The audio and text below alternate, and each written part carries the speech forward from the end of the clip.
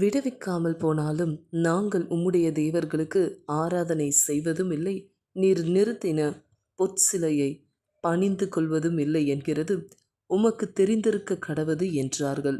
தானியேல் 3:18.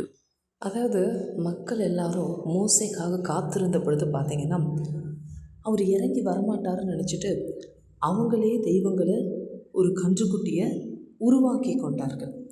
அப்பொழுது என்ன ஆணுச்சு பார்த்தீங்கன்னா, தேவன் அவர்களுக்கென்று மகிமையாய் கொடுத்த அவருடைய சாயல், அதாவது இரட்சணிய பாத்திரம் அவர்களை விட்டு விலகினது. அதன் பிறகு பார்த்தீங்கன்னா, அநேக தீர்க்கதரிசிகள் வந்தார்கள், அநேக பரிசுத்தவான்கள் வந்தார்கள், அநேகர் கர்த்தரோடு இசைந்திருந்தார்கள். ஆனால் இந்த ஷத்ராக், மேஷக், ஆபேத்நேகோ தான் பாருங்களேன், அந்த அக்கினியில் இவர்களை தூக்கி எறிந்த பொழுது அதில் ஆண்டவர் இவர்களோடு 4வது நபராய் நின்றார்.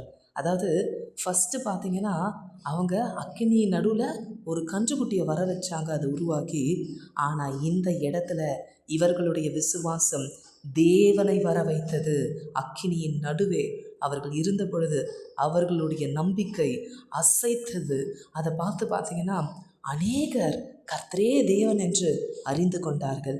இதனால தான் நாங்கள் சொல்கிறோம், இயேசுவே தேவன், இயேசு ஒருவர் மாத்திரம் மகிமைப்படுவாராக. ஆமென்.